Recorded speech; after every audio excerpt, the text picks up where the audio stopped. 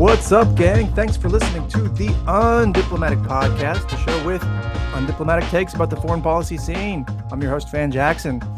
My guest today is a fellow in the American Statecraft program at the Carnegie Endowment for International Peace.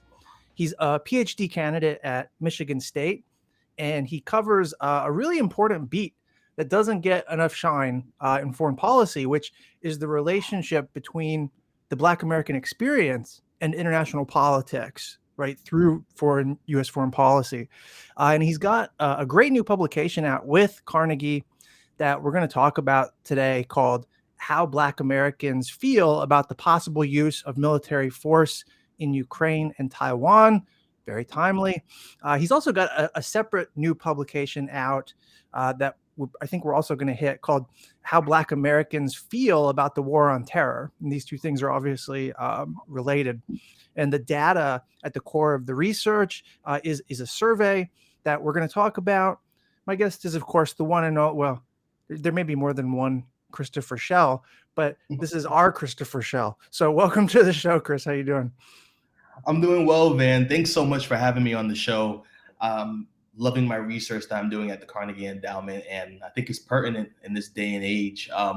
Just one slight correction. I actually finished my PhD at Michigan State in May of 2022. So, congratulations. And I wish I was up to date. Sorry. No worries at all. No worries.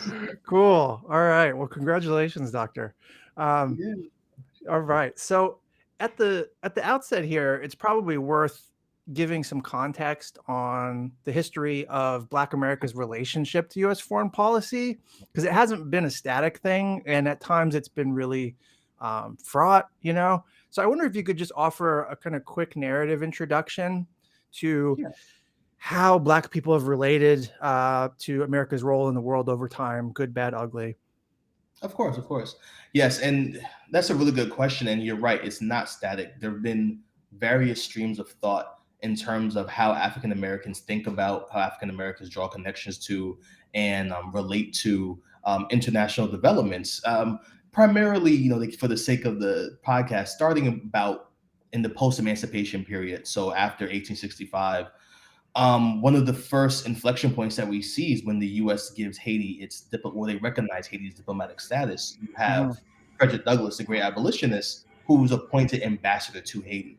And that's one moment in which African Americans are thinking about U.S. foreign policy, especially to Haiti as a nation that represents the possibilities of Black self-governance. And we see that thread carry out throughout the 20th century, in which how African Americans relate to what we would now call the global South, the developing world, primarily the non-aligned nations in the Cold War period, how African Americans relate to the fight for decolonization, where you have their presence at the Bandung Conference about Afro-Asian solidarity. That's right. But primarily, I'm sorry. I said that's right. Sorry, I've remembered that. I hadn't for yeah. It was an Afro-Asian thing. Yeah. Exactly. Yeah. You have African Americans who are present there. You have a critical acknowledgement and interest in communist thought. African Americans like Du Bois, who made several trips to communist China, Mao's China. You have even up until the 80s, you have Jesse Jackson going to visit communist Cuba to go meet with Fidel Castro. You even have so a lot of interest in that. But if I could just even backtrack a bit and thinking about and which kind of informed my interest in asking this particular question about Black Americans and the use of troops, you have a very serious convergence of ideas when you have the U.S.'s use of military force abroad. So I would say primarily in both world wars, World War I and World War II, African Americans saw this as a major point to prove their commitment to the U.S., the American national project, and to U.S. democracy. And at the same time, you have African Americans who argue that these aren't our wars, that these wars are of no concern to ours. But there were still many who thought that we fight in these wars, and we can show that we can defeat and push back against notions of racial inferiority, but also argue that, hey, if we serve in these wars, this may in some way translate to American democracy at home. And we see another inflection point with the war in Vietnam. You have Martin Luther King's famous Riverside Baptist Church speech, where he gives that speech kind of condemning the war in Vietnam and making an argument about U.S. involvement in the war and human rights abuses, human rights violations, and there's also the concern about Black soldiers who fight in these wars. So there's a long history of African Americans and how they relate to U.S. foreign policy, and especially African Americans' role in the U.S. military. Which kind of brings us to the Ukraine survey. Even historically and even to this day, African Americans have long looked to the U.S. military as a reprieve from a hostile, domestic landscape. Serving in the U.S. military can in some way give you leverage, or give African American veterans leverage when it comes to home loans, benefits for education, some level of employment, some an ability to travel the world. So that kind of segues into the Ukraine survey before I get started. If I start digging into those results. Yeah, no, that's a good kind of potted history or whatever. It's interesting how Black critiques of America's role in the world, going back to like Du Bois, they don't just converge with anti-imperial or like subaltern thought from other places. Like Black American thought is almost like disproportionately influential on like global anti-imperial thought. But then obviously, like you said, every Black American is not anti-imperialist, right? Yeah. There are plenty of African Americans who find an identity in the flag and in military service, and those people they channel a sense of purpose that's the same patriotism, I guess, as the Arab American who works at the FBI or the Filipino who crews in the U.S. Navy during World War II. Like, and then there's, I think you mentioned this actually, like there's this war as an opportunity for social mobility and economic mobility. In certain ways, World War II and the Korean War, they were good for Black and brown people as a demographic. It just didn't last long. Actually, that makes me wonder, maybe you can answer this. Was there any point since Reconstruction or since the Civil War where Black opinion about U.S. foreign policy was basically unified? Because what we described is like a lot of eclecticism, actually. Like, or was there any close to unification? I would say that's a really good point. Like, was there a point of unity? I would say there's probably two particular points, and even in that context, is it fully unified? I think there's still some dissident views, but I would probably argue World War II, the Double V campaign. I think there was a somewhat of a consensus that Jim Crow racism, even scholars have argued the Jim Crow North, it was pervasive. And African Americans fought valiantly. I think close to 1 million African Americans served in the U.S. military during the Second World War.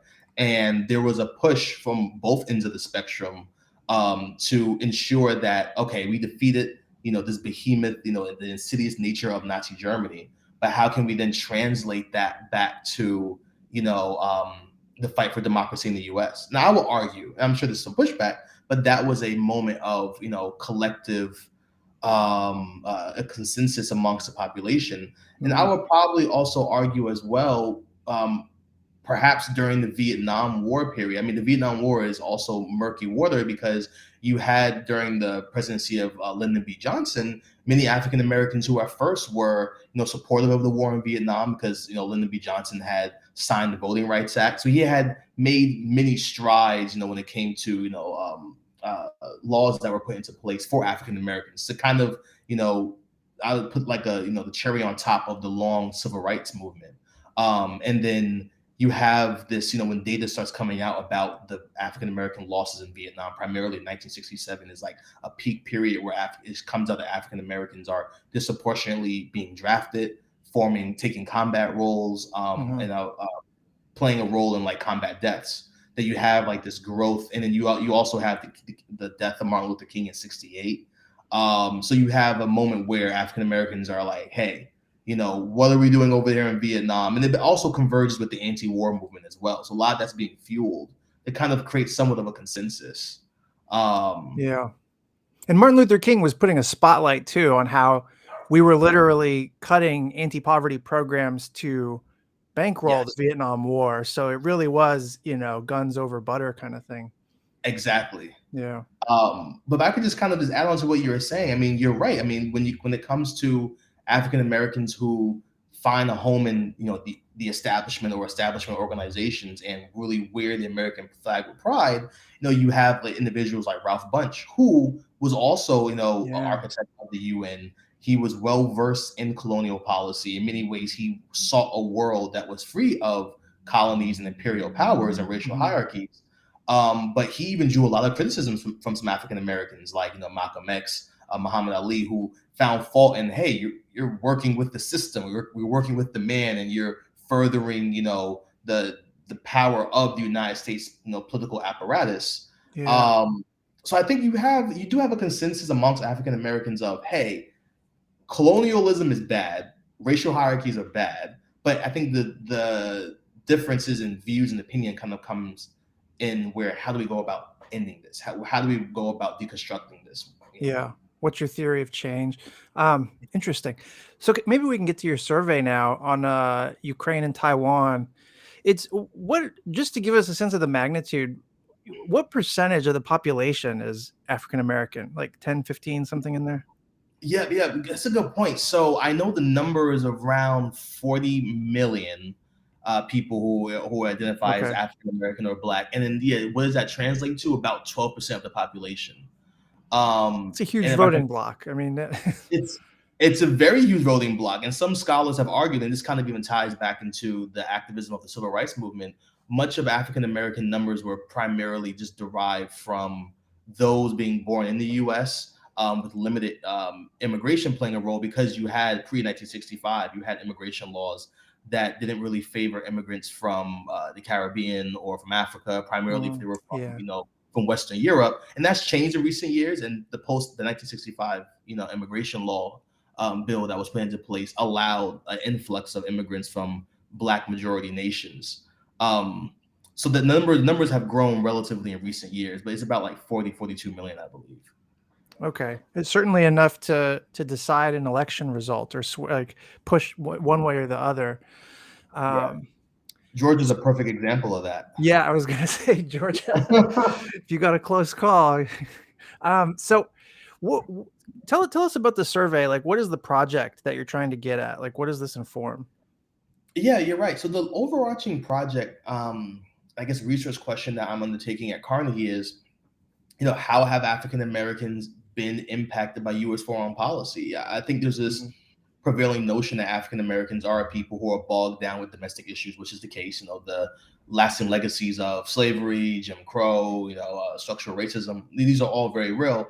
But I think the argument I'm trying to make is that this does not keep African Americans from being from looking outward into the world and having critical thought about U.S. foreign policy, but also a group of people who have been impacted by U.S. foreign policy. Like, you think Yeah. African Americans are more than just the people who've been impacted by domestic policies, which I think we're all aware of. There's tons of scholarship that talks about that.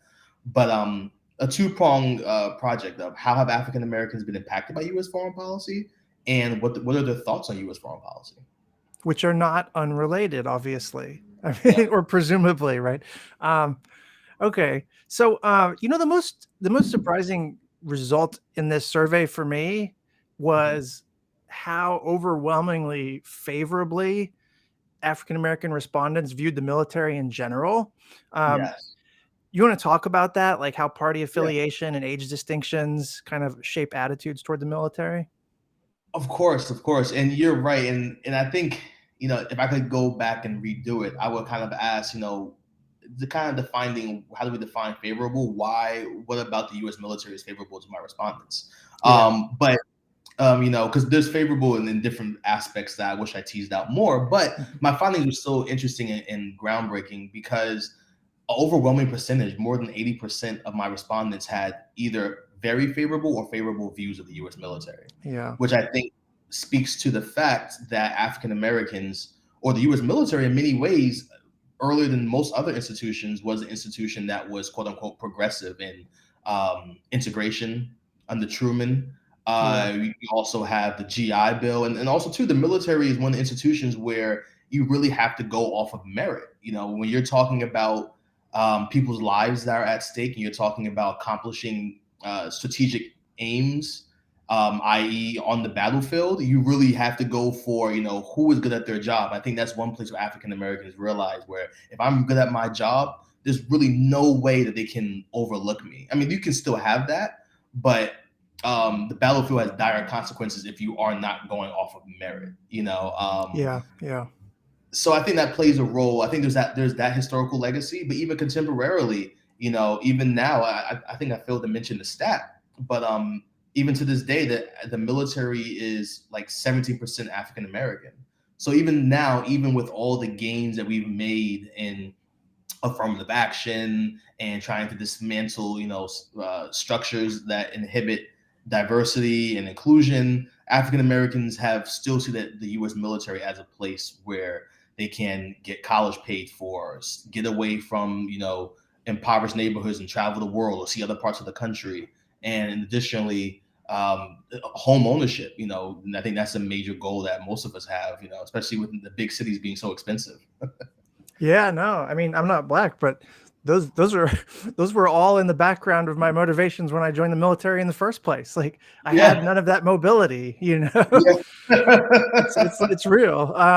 Yeah, I Yeah. also don't know how to think about, like, by its nature, militaries are some of the most like fascistic institutions in society, but there are ways in which the US military in particular is progressive.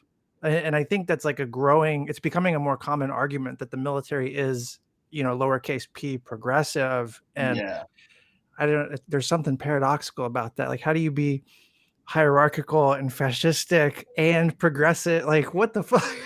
I mean, if we're going to be honest, I think it's kind of warped. But I think, when it comes to maintaining empire, and when it comes to being a world power, I think in many ways the progressivism is not out of some level of like altruism of we really see Black people's humanity. I think it's really rooted in we need to maintain our vast empire. So we're Instrumental. Yeah, that makes instrumental. sense. Yeah. Yeah. Um, Interesting. What? So, where was I? Fuck. Oh, on the favorability about the military. Did you have Mhm. numbers on like party affiliation and age Yes. distinctions and incomes and that kind of thing? Yes. I teased that out. So what was interesting, which wasn't surprising to me, was that the highest rate of for those who selected that they have unfavorable or very unfavorable views of the U.S. military was Mm-hmm. among the youngest people in the survey. So people who we would classify as like Gen Z or millennials. So essentially those born between like the The audience of 1970s. this podcast. Exactly. And I teased that out. I don't go into a lot of detail for the sake of word count, but in my survey, I tease it out and I make the argument that that generation would have witnessed the war on terror. And we also have, thanks to journalism, we were aware of Abu Ghraib, Guantanamo Mhm. Bay, Predator drone strikes.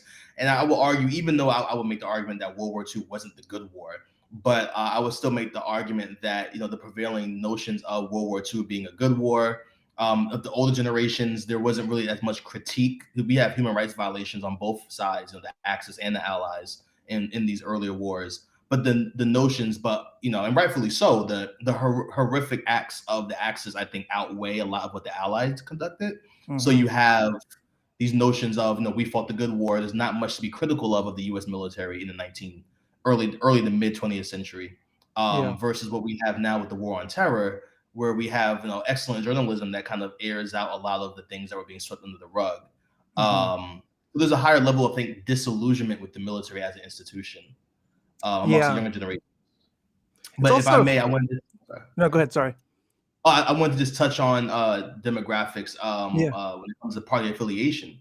On both ends, Republicans and Democrats had more than 80% view the military as very favorable. Um, and I would attribute that to my earlier reasoning of African Americans still seeing the military as a means of social mobility. Makes sense. Yeah. Um, your explanation too of like why the younger generation would be more critical also makes a lot of sense. Um, on the question of sending troops to either Ukraine or Taiwan, what was the how was the question worded, and then what was the finding? Yes, really good. Good point. I might have to take a look at the survey again. Yeah, no But worries. you're good. From my memory stands correct. It was in February of 2021, Russia invaded Ukraine. Would you support the possibly sending U.S. troops to defend Ukraine? And it was like, if a war were to break out between China and Taiwan, would you support the possibility of sending troops to defend Taiwan? Something along those lines. Okay. That may have Okay. butchered it a bit, but that was the question. And then there was another question I didn't really include it in the survey, but it would be: would you still support sending troops even if it meant thousands of casualties? Okay. How did it pan out? What was the result? I mean, that was like one of the big things from the piece that you published. Yes, yeah. So only 20%, so about 2 in 10 respondents said that they would be in favor of sending troops to defend Ukraine and Taiwan. And then once you threw in the aspect of a lot of casualties, the numbers went down even lower to like maybe like 16, 15%. But what was interesting, two things were interesting about, so a slim majority for both questions, like I think one of them was like 50% and like 48% were no, like we would not support sending troops. But the don't knows are fairly high, almost about like a third, no, like maybe like a quarter of respondents said they don't know. Mm-hmm. And I attribute that to a lot of things, individuals maybe just not really feeling like they're well versed enough on the topic to have a decision or an answer on something as dire as sending troops to a war zone, sending America to a war zone. But that was interesting. And then going deeper, once I disaggregated the data, it was interesting. So, um, Republicans who are a small sample size, I mentioned this in the article that African Americans are almost monolithically Democratic, but there Yeah. was some Republicans in the sample size, and they were at, what were they at? They were at like 30 some odd percent. Yes, they were, maybe I think it was close to like 40% that they would be in favor of sending troops, whereas Hmm. Black Democrats were at about 20%.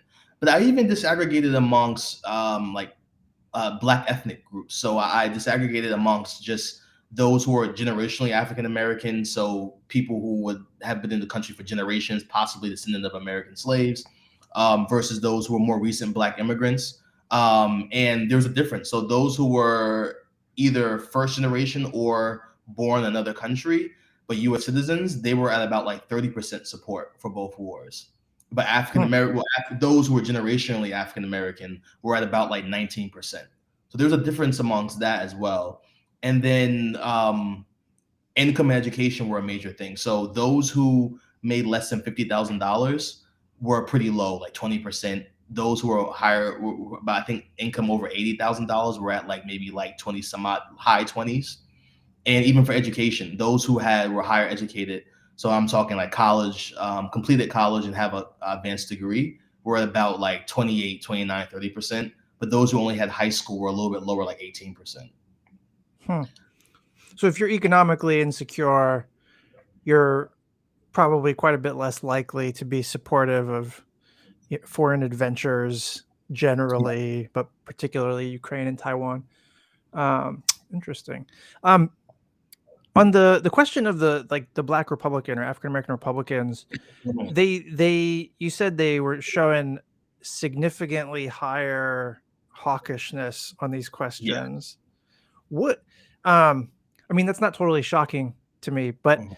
it makes me think of Suge Knight's theory of inclusion, or that's what I call it. I don't know if it's got a formal name in the literature, but Suge Knight, for listeners, he founded Death Row Records, big gangster rap label.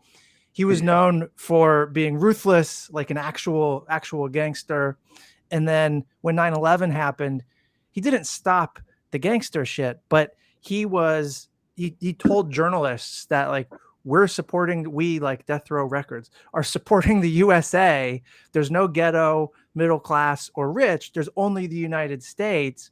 And that's total horseshit. I mean, that's like waging class war via nationalism or something. But the comment exposed a divide in the hip hop community. A lot of conscious rappers were obviously speaking out against the war on terror and against Iraq war in particular.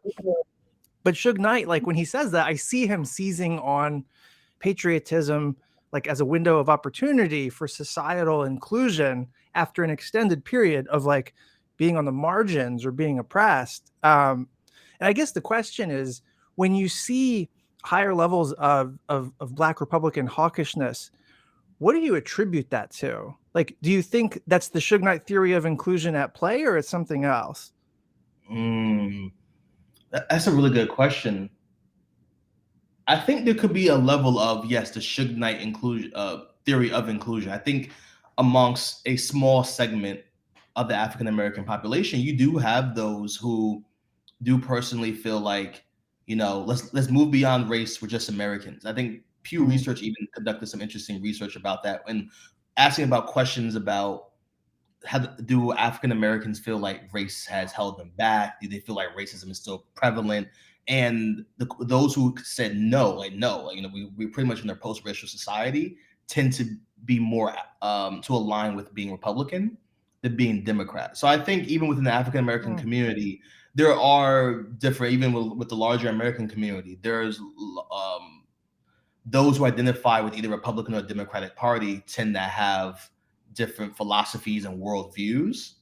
So going back to trying to answer your question, I would actually say that we see the higher levels of, well, I will argue, support amongst Republicans, because you do have the old, I guess now it's kind of changing. I think the left and the American right are rethinking the use of military force abroad. But I would say probably pre-Trump and the turn inward, we do see the Republican side espouse a higher level of hawkishness. And I will argue that Black Republicans probably still align with that to a certain degree. And I would argue that there probably is a sentiment of, hey, we're Americans. I'm invested in the American national project.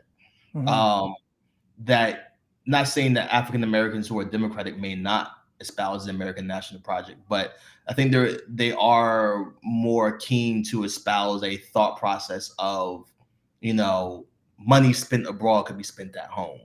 American imperialism is bad, or America needs to, still have a global footprint, but one that is not predicated on military force and military intervention. Yeah. Disaggregating that is going to be more important in the future, I think. The Chicago Council on Global Affairs, they do this kind of polling as well, and they're very good. I'm sure you're very aware of it. But they had a poll recently, and I don't know if it hit before yours or after, but it was about African American views on Ukraine, and they cited you in it. I mean, you got name checked, so that's a good thing, I suppose. But good. Give me my props. But they showed an 11% gap on the question of the United States should support Ukraine for as long as it takes, even if American households have to pay higher gas and food prices as a consequence. So they were like, general population, 58% said yes, support Ukraine as long as it takes. 49% of African Americans agreed with that. And I think this question is kind of silly, or at least it's worded kind of silly. But I mean, do you think I don't know if you're familiar with their survey, but do you think that they're telling a story with the data that's basically congruent with your own, or do you see like a gap there?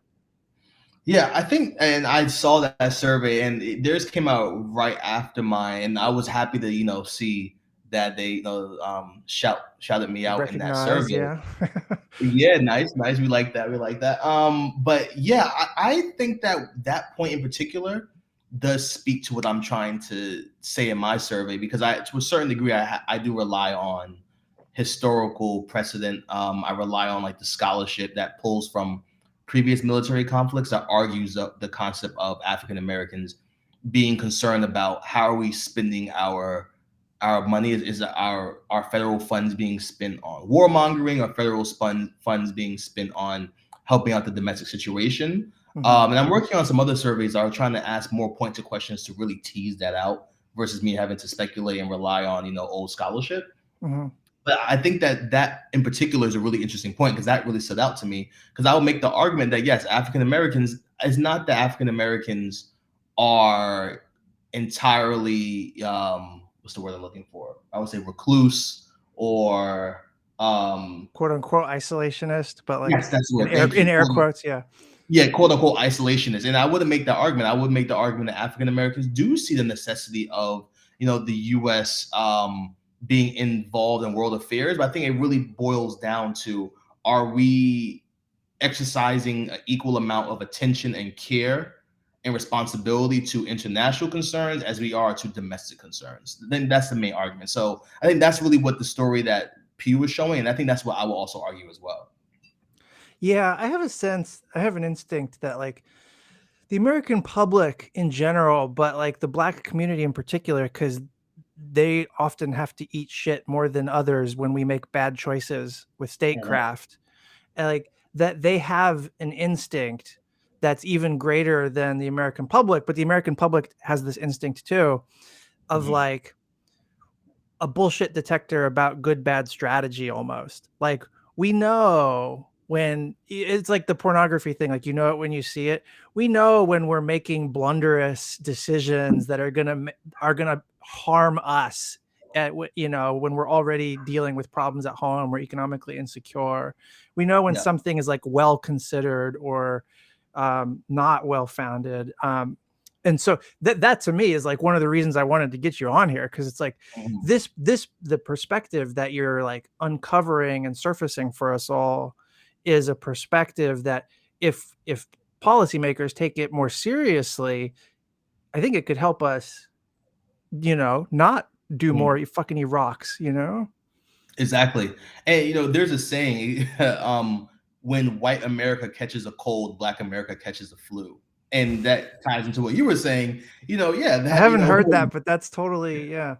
it might be a saying in black America. I don't know. Yeah, that's But funny. I think that's real, because even when we look at unemployment rates tend to hover at about double that of white America, or just the national average. Mhm. Um, so you're right. A lot of times when we look at the stats behind different aspects of inequalities, Black America sits at roughly double or just higher that of white Americans or other racial groups. So I think there is a acute awareness of, if America incurs some level of economic setback from another Iraq, Afghanistan, there's this belief, some founded, maybe somewhat unfounded, that Black America will be harmed more than the economy. I mean, even we look at the financial crash of, I think that was '07, '08. Yeah. There's tons of articles about Black home ownership rates dropping, and being hit worse than white America. Yeah. Um, Yeah. so I think there's that belief that, yeah, Black America is going to get hit worse than other communities. Yeah, and there's certainly some data to support that.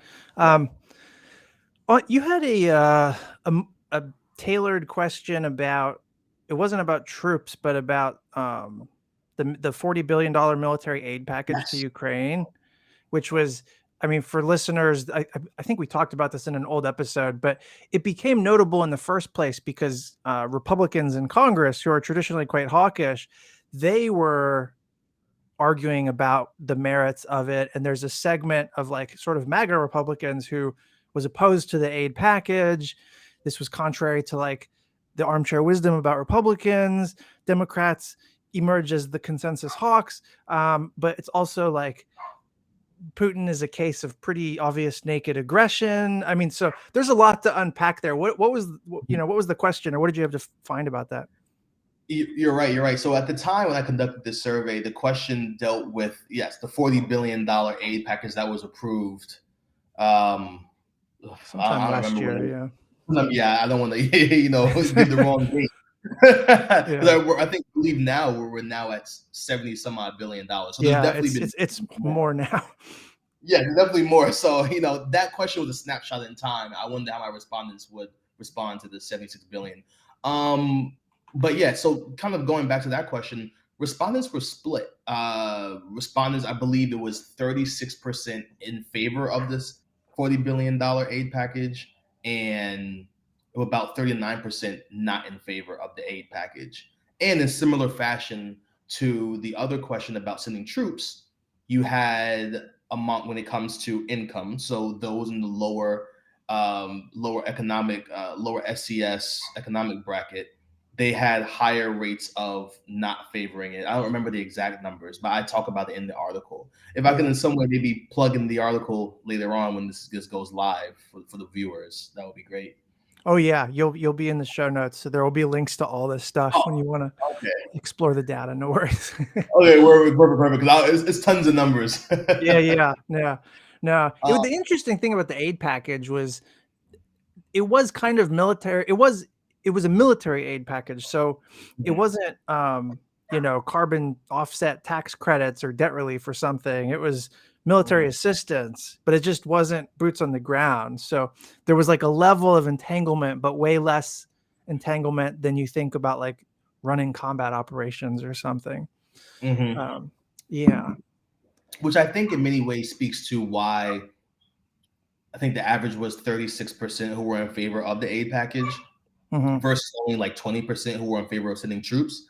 And I will argue for African Americans and other racial groups, this speaks to the fact that Americans are, and especially Black Americans, are more willing to, okay, we'll support with U.S. arms, wherever that means. That's somewhat of a nebulous concept. I don't think most Americans would know about HIMARS and, Yeah. you know, but the nebulous concept of military aid versus we know what boots troops on the ground means. It's my cousin, it's my relative, it's my child. Like that's a much more concrete idea. I think African Americans can rationalize that. That's probably why you have lower rates of support for troops than the military aid package. Yeah, and that to me signals a level of nuanced understanding, like a level of geopolitical literacy that we don't attribute to the public normally, but Mhm. the ability to say like, okay, we can see that there's a bad guy here, and we have the ability to do more than nothing, but we know what happens when we get too involved, or like we know how the slippery slope can end up in another Vietnam or something. Um, Mhm. yeah, that's interesting. Um, you had too a question about like the U.S. role in the world. What was that? What were you Yes. finding there?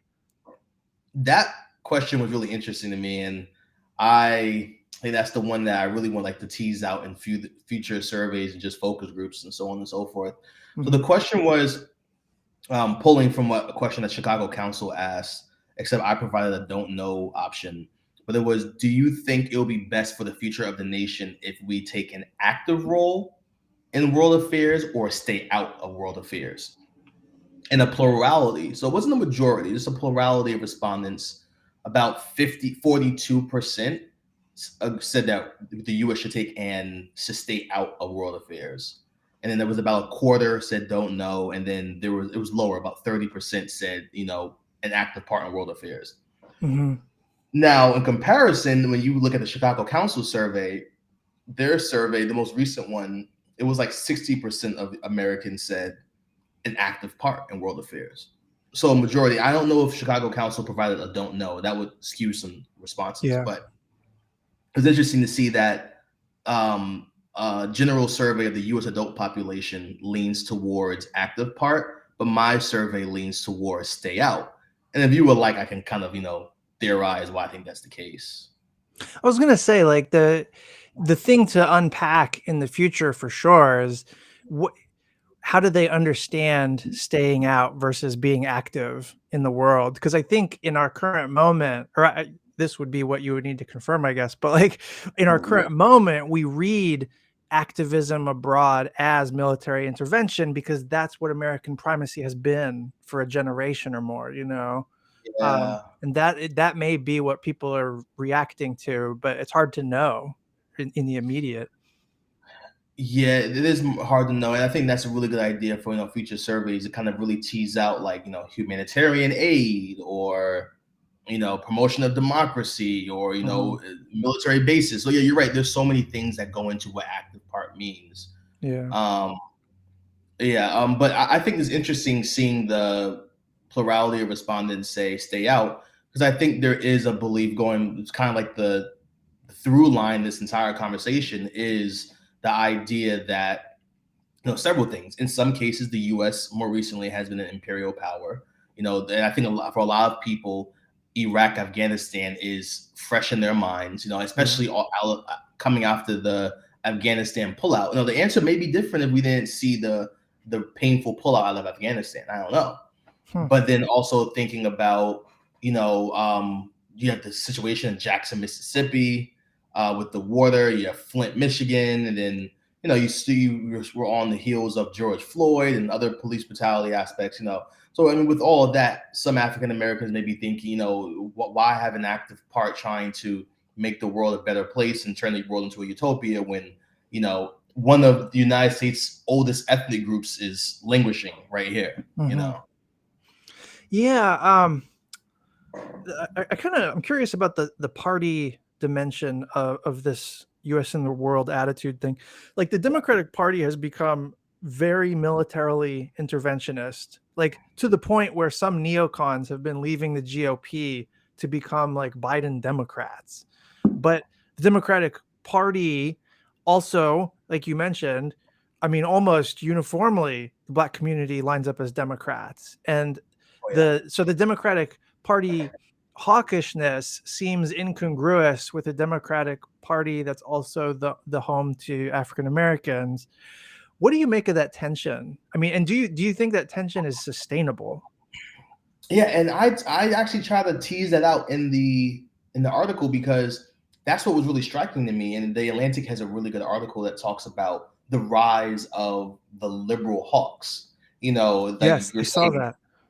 yeah, the hawkishness of the Democratic Party, and in large part, the African Americans have not always voted, Democrat for a long time. African Americans voted for the Republican Party, pre, early 20th century. Yeah. And the shift in part happened because of the Democratic Party's attention to domestic issues and domestic programs. And in large part, that kind of facilitated the shift of African Americans to the Democratic Party. So it's interesting, seeing how the Democratic Party or Democratic leadership has really rethought about the U.S.'s role in the world, especially in the war on Ukraine. And I would say that doesn't necessarily translate to how African Americans, from what my survey is showing, are thinking about U.S. military intervention and the role of the U.S. military. I don't think it's really translated.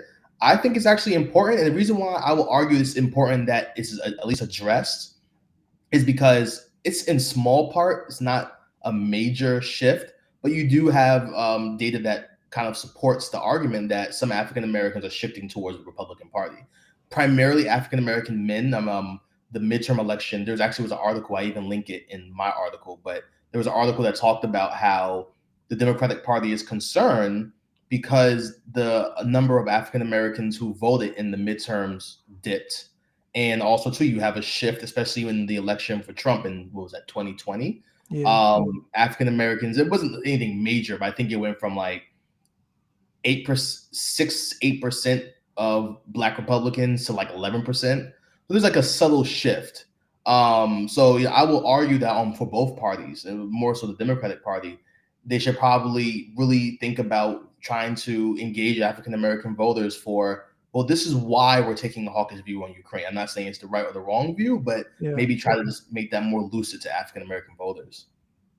So this is interesting. This shift in the wrong, or I won't say wrong direction. To me, it's the wrong direction. But the shift of African Americans away from the Democratic Party, it brings up a question that is askew of your survey, but it's just on theme and it's on my mind. It's been on my mind actually. Yeah. Kanye West, right? Okay. Yeah. So like, he's a super influencer, but it's Yeah. not clear to me who he's super influencing exactly, because like a lot of the shit he says, it goes against the interests of anyone on the margins or the periphery of society increasingly. But he wasn't always that way. I mean, he used to be part of the conscious rap scene. Yeah. And so it's just like, I don't know what to make of him. I guess the question, like, what do you make of the Kanye phenomenon in politics, of like the super influencer? But also, do you think he moves votes? And do you think he moves Black American votes? Yeah, I mean, so that's a whole other can of worms. But yeah, There's a lot there. But it's a lot. Yeah, I mean, I'll definitely try to unpack it. I think it's several things. I think what we're looking at, even when it comes to the African American community, we have plenty of intellectuals, plenty of well-read individuals who have well-informed takes on politics. Mhm. But in many cases, media outlets turn to our celebrities and give them the mic and like to hear their points of view. So even though this is somewhat of a tangent, but Kanye's anti-Semitism and his comments about slavery was a choice. I will argue that that does not represent a large part or significant part of the African American community, but for some reason, and we can unpack that later on. Individuals like that are given the platform, and that those viewpoints are widely disseminated, versus some really well-informed African American scholars, men and women, who I think can give well-founded critiques of U.S. politics. But then to answer your question, well, before I even go into that, like my other issue, like for example, when you had like Joe Biden sat on the Breakfast Club. I mean, that's not. I mean, that's not necessarily a bad thing, but there's Roland Martin's podcast. Like, there's so many podcasts that I feel like Joe Biden could have sat down and talk to African American intellectuals, thought leaders. But he sits down with the Breakfast Club. I mean, but that's a whole other topic. Yeah. I mean, Don't bring up Hillary's hot sauce thing. Yeah, Hillary's hot sauce, or even when Kamala Harris sat down with the Breakfast Club. And I'm not saying that the Breakfast Club shouldn't be able to have these people come on their talk shows, but there's plenty of other people who can even give pushback, bring these our elected officials to task on certain issues. But beyond that, to answer your question, do I think Kanye has mass reach? I think to a certain degree, let's be honest, I think he kind of does. I mean, just by proxy of his music. In the past, he's made in really good music and he's garnered a really large following. I'm not going to say that I think he's really swaying people to thinking that, what did he say? Hitler wasn't really a bad guy. Slavery was a choice. I'm not going to say that he's swaying that. He's like a major change agent. But yes, people I think are listening to him. But I don't know if it's. I think people can parse through like, okay, something's not right here with these thoughts. Yeah, I mean, there's clearly a mental health dimension. Yes. Yes. Do you think though that, I mean, we can't prove this, but do you think that he was a causal factor in this subtle shift that you detected in the midterms and in 2020? Or I guess it was 2020 more than the midterms, but of the shift away from the Democratic Party slightly? Yeah, a really good question. I think he was a shift. I think it's a lot. I mean, I think even Stacey Abrams tried to address this. I think to a certain degree, you have the African American men in particular feeling becoming somewhat disillusioned. Even the African American community, there's been a growing sentiment of being disillusioned with the Democratic Party. African Americans, by and large, regardless of gender, have been voting religiously for the Democratic Party.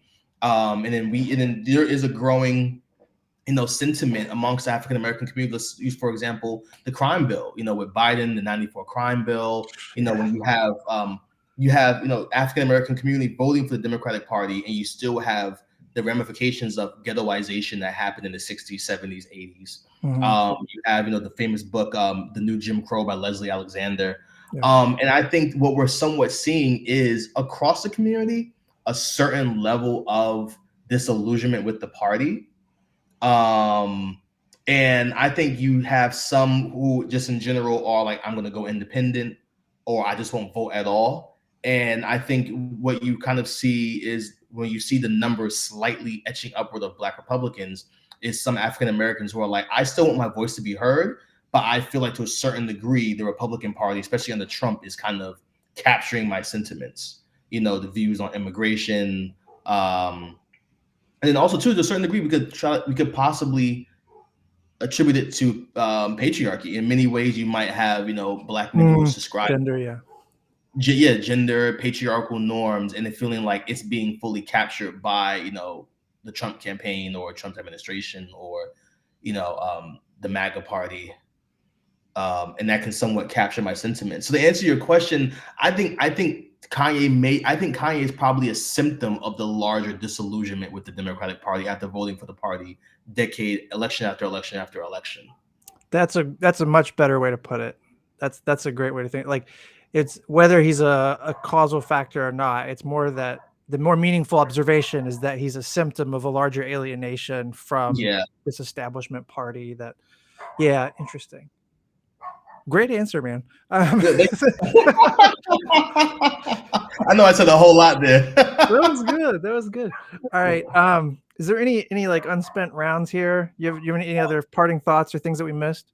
Yeah, I mean, I could just quickly, attack the article on the war on terror.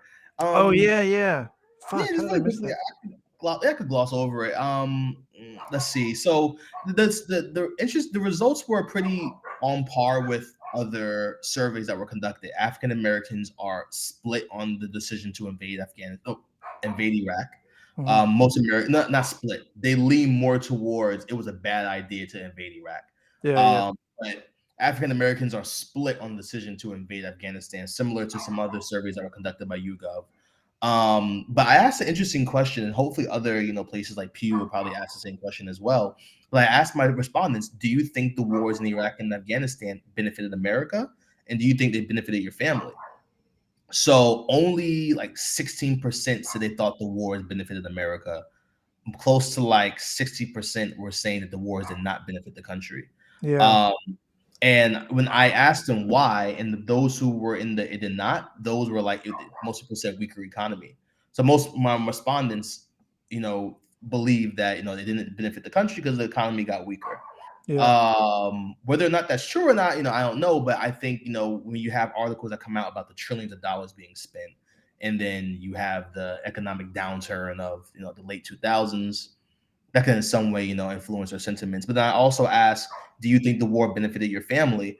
And the numbers went down even lower. Like only like 8% said the wars benefited their family. Mhm. And the only demographic that really had like a slightly higher tick of yes were veterans, which was a small sample size. I only Yeah. had like maybe like 30 veterans, or veterans of those wars, maybe more clear. Veterans only had like 30 veterans of those wars, and Republicans, Black Republicans, it was like 30% of them said that the war benefited their family, but Black Democrats were at like 9%.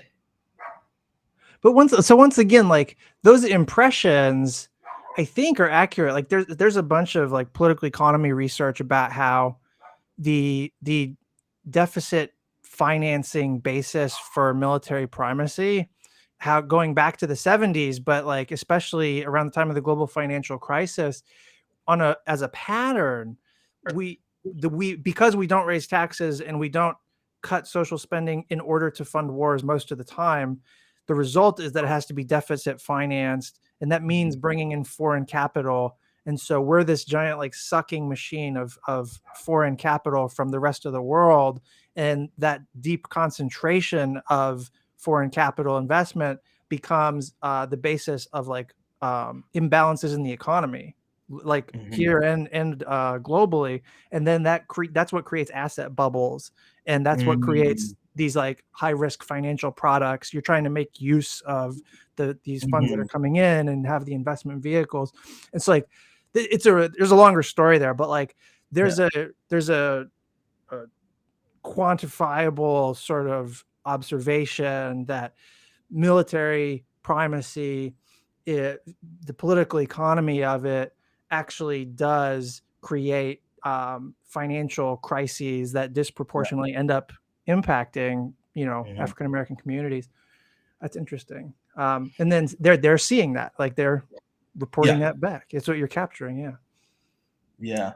So I think that was a really interesting question, which in many ways I think says a lot. What kind of also loops all the way back around to will African Americans be willing to serve or send troops to Ukraine or Taiwan, and it Mm-hmm. also loops back to this very favorable sense of the military, because I think African Americans view the military as being they're favorable. They view it in a positive light. Um, because the military can provide benefits like we talked about earlier, but not necessarily a favorableness of the military for like waging war. Um, Mm-hmm. but it's more so Depends I on like what the you do. You got to have good judgment about how you use it, is the thing. Like, yeah, exactly. yeah. Yeah. Yeah, this has been great, man. I'll put the links to both pieces in the show notes. Okay. So the first was called, what was it? How Black Americans Feel About the Possible Use of Military Force in Ukraine and Taiwan.